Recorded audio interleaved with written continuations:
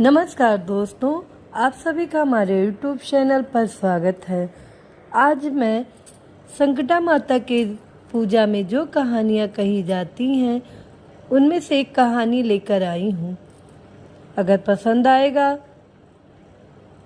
तो लाइक कीजिएगा और कमेंट बॉक्स में जय माता दी ज़रूर लिखिएगा। साथ में मेरे चैनल को सब्सक्राइब कीजिएगा। दो देवरानी जिठानियाँ थीं। अब वो अपने घर का काम करती करके अब उनके पास बच्चे नहीं थे, न देवरानी के पास न जिठानी के पास। अब वो सब अपने घर का काम कर लेती। वो करने के बाद जब उनके पति बाहर चले जाते तो वो सब निकल के दरवाजे के चौखट के पास बैठ जाती। अपना शाम तक बातचीत करती, सारा दिन वहीं पर बैठी रहती, क्योंकि अब काम कर लेती सुबह के टाइम। अब उनके पास कोई काम रहता नहीं था, फिर शाम को ही काम होता, इसलिए वो सब बैठी रहती, अपना समय बिताती। जब पति लोग आएंगे तो फिर अंदर आएंगे, फिर काम वाम होगा। अब उनके पास बच्चे तो थे नहीं, बेचारी सब बड़ी दुखी रहती थी। बहुत उपाय भी कर डाली, पूजा पाठ बहुत कुछ की, लेकिन दोनों के पास बच्चे नहीं हुए। अब करती क्या बेचारी। अब ना इसी तरह उन लोग का समय बीतता गया। एक दिन ऐसे काम करके बाहर निकल के चौखट के पास बैठी बाहर, तब तक संकटा माता जी अपना रूप बदल कर एक औरत का रूप लेके पृथ्वी पे उतरी और सोची कि चलो आज थोड़ा भ्रमण कर आते हैं पृथ्वी पर, देखते हैं कि मेरे कौन भक्त हैं जो बहुत दुखी हैं। अब वो देखते देखते आ रही थी, तब तक देखी कि ये दोनों देवरानी जिठानी चौखट पर बैठी हैं और आपस में सब बात कर रही हैं। देवरानी कह रही है, दीदी इतना उपाय कर डाले लेकिन हम लोग के पास बच्चे नहीं हुए, क्या किया जाए। जिठानी कहती, क्या किया जाए, हम लोग के किस्मत में औलाद है ही नहीं। इसी तरह बात कर रही थी। तब तक संकटा माता जो है इन सब के बातों को सुन के इनके पास आई। बोली कि क्या बात है बहन, तुम लोग बहुत दुखी दिख रही हो। तो अब ये देवरानी जिठानियाँ जो हैं वो कहने लगी, नहीं कोई बात नहीं है, हम लोग ऐसे जो है बैठे हैं। तो संकटा माता जो औरत का रूप ली थी कह रही है, तुम लोग जो है बाहर निकल के क्यों बैठी हो, कोई काम नहीं है क्या तुम लोग के पास? घर के अंदर होना चाहिए तुम लोग को, तुम लोग आके चौखट पे बैठी हो। जब इतना सब माता जी पूछने लगी तो वो सब रोने लगी। बोली कि हे बहन, मेरे पास कोई औलाद नहीं है, ना मेरे पास है ना इसके पास है। हम लोग का काम जो है ख़त्म हो जाता है, पति लोग बाहर चले जाते हैं, सारा दिन यहीं पर बिताते हैं। अब हम लोग के पति जब आएंगे तो फिर अंदर जाएंगे, काम धाम करेंगे। हम लोग करें क्या, सारा दिन तो ऐसे ही काम जो करके अब तो कोई काम नहीं है, अब ऐसे ही बिताना, हम लोग बाहर बिताते हैं। अब औलाद होता हम लोग के पास तो हम लोग भी अपना फंसे रहते बच्चों में, उधर पति गए फिर बच्चों में लगे रहते, तो हम लोग के पास समय कहाँ रहता कि हम लोग चौखट पे आके बैठते। तो संकटा माता जी जो औरत का रूप ली थी, इन लोग का परीक्षा लेना चाहिए, तो बोली कि एक उपाय बताए बहन, अगर तुम लोग वो उपाय कर लो तो तुम लोग के पास औलाद हो जाएगा। तो अब वो दोनों जल्दी से हाँ हाँ हाँ बताइए बताइए, क्या बात है, कौन सा उपाय है बताइए। हम लोगों ने बहुत उपाय कर लिया, बहुत पूजा पाठ कर लिया, लेकिन हम लोग के पास कोई औलाद नहीं हुआ। ठीक है, आप भी बता दीजिए, हो सकता है आपकी बात सत्य हो जाए। संकटा माता जी औरत का रूप ली थी, वो बोली कि ऐसा है कि कल जो हम इसी समय पर फिर आएंगे यहाँ, और तुम दोनों लोग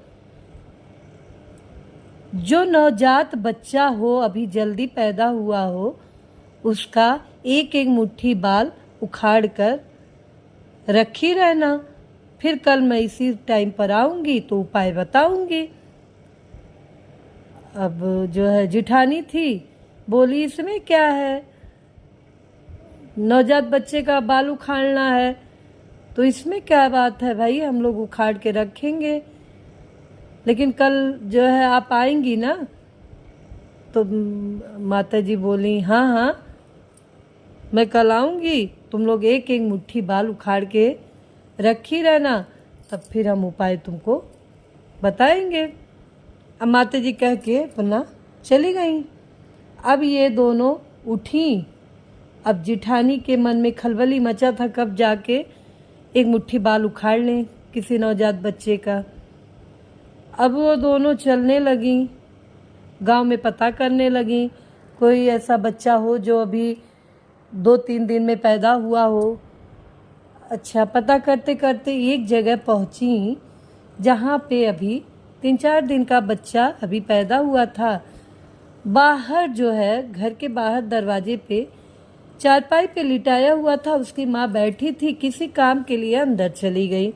अब बच्चे के पास कोई नहीं था। अब जो है जिठानी इधर उधर देख के दौड़ी और जाके बच्चे का एक मुट्ठी बाल उखाड़ी। अब जब एक बाल मुट्ठी उखाड़ी, एक मुट्ठी बाल, अब वो बच्चा चिल्लाया, बड़ी तेज से रोया। उसके बाद जिठानी जो भक्के देवरानी के पास आई, बोली जल्दी से जाओ और जाके बाल उखाड़ लो, नहीं तो उसकी माँ आ जाएगी, जल्दी जाओ। अब देवरानी बोली नहीं दीदी, हमें जो है बाल नहीं उखाड़ना है, क्योंकि उस बच्चे की हालत बहुत ख़राब हो गई है, कितना दर्द से वो परेशान है, उसकी तो जान निकल जाएगी अगर मैं भी बाल उखाड़ लूँगी तो। नहीं दीदी आप घर चलिए, हमें बाल नहीं उखाड़ना है, मुझे औलाद चाहिए भी नहीं। इस तरह पीड़ा दे के किसी बच्चे को हम माँ नहीं बन सकते हैं। तो जेठानी कही तुम पागल हो, चलो कोई बात नहीं है, तुमको माँ नहीं बनना है तो मत जाओ। अब वो जो है दोनों अपने घर आ गई। अब जिठानी तो बहुत खुश थी, एक मुट्ठी बाल उखाड़ ली थी। अब जो है रात किसी तरह बीता, सुबह हुआ, सब काम धाम कर ली, फिर उसी चौखट पे आके बैठ गई।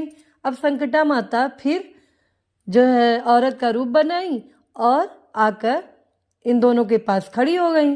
बोली कि जो कल हम उपाय बताए थे तुम लोग ने किया, एक एक मुट्ठी बाल उखाड़ी हो नवजात बच्चे का।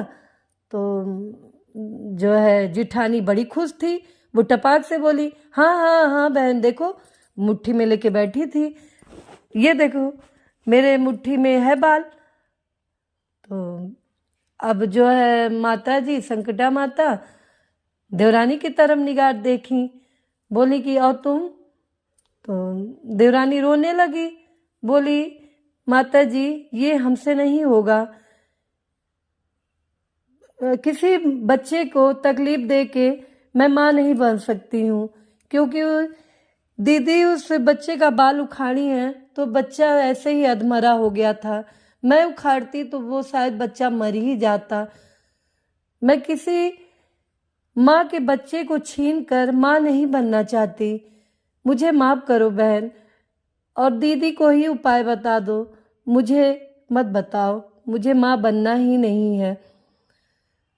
माता जी तुरंत अपने रूप में आ गई और बोली कि असली हकदार तो तुम ही हो, जिसके अंदर ममता है वही माँ बन सकता है और कोई माँ नहीं बन सकता है।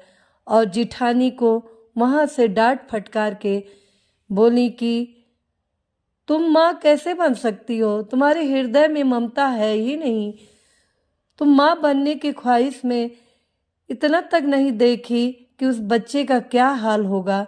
एक मुट्ठी बाल उखाड़ ली, उस बच्चे का जान निकल जा रहा है कि बच्चा क्या हो रहा है, तुमको कुछ उससे लेना देना नहीं है, और तुम माँ नहीं बन सकती हो। जिसके अंदर इतना कठोरता है वो माँ कैसे बन सकता है।